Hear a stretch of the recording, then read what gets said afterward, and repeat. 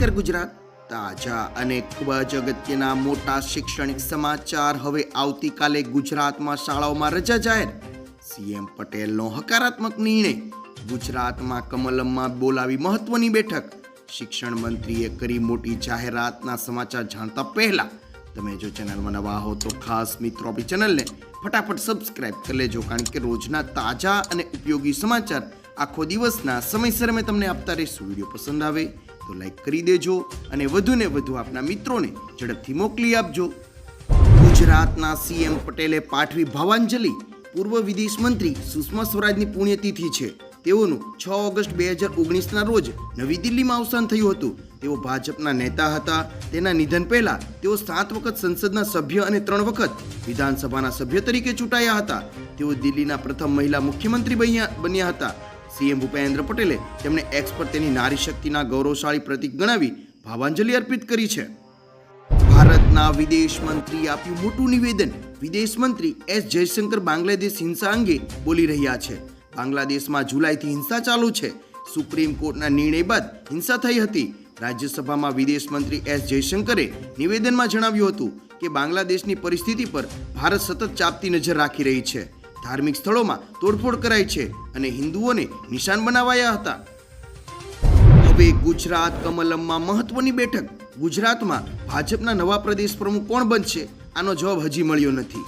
આ વચ્ચે આજે ગાંધીનગર ખાતે પ્રદેશ કમલમમાં મહત્વની બેઠક યોજાઈ છે. પ્રદેશ પ્રમુખ સી.આર. પાટીલની અધ્યક્ષતામાં બેઠક મળી હતી, જેમાં આવનારા ભાજપના વિવિધ કાર્યક્રમો જેવા કે હર ઘર તિરંગાનું આયોજન કેવી રીતે કરવું જેવી બાબતો નક્કી થશે. બેઠકમાં પ્રદેશ ભાજપના હોદ્દેદારો સહિત ભાજપના રાષ્ટ્રીય મહામંત્રી તરુણ ચુંગ પણ હાજર રહ્યા હતા. હવે સમગ્ર ભારત દેશમાં ગુજરાતનો ડંકો. નીતિ આયોગ દ્વારા જારી કરેલા ગોલ્સ ઇન્ડેક્સમાં આરોગ્ય સુખાકારી સુવિધા ક્ષેત્રે ગુજરાત સતત બીજી વખત દેશમાં પ્રથમ ક્રમે રહ્યું છે. આ સિદ્ધિ માતા બાળ મૃત્યુ દરમાં ઘટાડો, સંસ્થાકીય પ્રસૂતિ અને બાળકોના સંપૂર્ણ રસીકરણનો મોટો વધારો, ટીબી નિયંત્રણમાં ઉત્કૃષ્ટ કામગીરી અને એચઆઈવી એડ્સના પ્રસરણમાં ઘટાડા તથા મેડિકલ અને પેરામેડિકલમાં માનવબળમાં થયેલા વધારાને કારણે મળી છે. હવે ગુજરાતમાં સીએમ પટેલ સરકારનો હકારાત્મક નિર્ણય. વનરક્ષકની ભરતીને લઈને મહત્વના સમાચાર સામે આવી રહ્યા છે, જેમાં શારીરિક કસોટીમાં 8%ના બદલે 25% ઉમેદવાર બોલાવાયા હતા અને બધા ગુણ જાહેર કરવા માટે રાજ્ય સરકારે હકારાત્મક નિર્ણય લીધો છે. અત્રે જણાવીએ છીએ કે 8%ને બદલે 25% ઉમેદવારોને બોલાવવા માટે સરકારે સૂચના આપી છે. સાથોસાથ સરકારે ઉમેદવારોના ગુણ જાહેર કરવા માટેની પણ હકારાત્મકતા દાખવી છે. મળતી માહિતી મુજબ જેપી નડ્ડા આવશે ગુજરાત. કેન્દ્ર સરકારના હર ઘર તિરંગા અભિયાન માટે ભાજપના રાષ્ટ્રીય અધ્યક્ષ અને કેન્દ્રીય મંત્રી જેપી નડ્ડા ગુજરાત આવશે. તેઓ 10 ઓગસ્ટે રાજકોટથી હર ઘર તિરંગા યાત્રાની શરૂઆત કરાવશે. 10 ઓગસ્ટથી લઈને 15 ઓગસ્ટ દરમિયાન આ અભિયાન ચાલશે. સીએમ ભૂપેન્દ્ર પટેલ સુરતથી હર ઘર તિરંગાના અભિયાનની શરૂઆત કરાવશે. આઝાદી કા અમૃત મહોત્સવ અંતર્ગત આ અભિયાન યોજવામાં આવશે. એટલું જ નહીં મિત્રો, ગુજરાતમાં શિક્ષણ મંત્રીએ કરી મોટી જાહેરાત. રાજ્યમાં માધ્યમિક અને ઉચ્ચતર માધ્યમિક શાળામાં 7,500 શિક્ષણ સહાયકોની ભરતી થશે. આ ભરતીમાં વ્યાયામ, કોમ્પ્યુટરના વિષય, ચિત્ર અને સંગીતના વિષયો પણ સમાવેશ કરવામાં આવ્યો છે. શિક્ષણ સહાયકોની ભરતીને લઈને રાજ્ય શિક્ષણ મંત્રી કુબેર ડિંડોર દ્વારા આ મોટી જાહેરાત કરવામાં આવી છે. વધુમાં પ્રાપ્ત થતા મહત્વના શૈક્ષણિક સમાચાર. ગુજરાત સરકારનો હિતકારી મોટો નિર્ણય.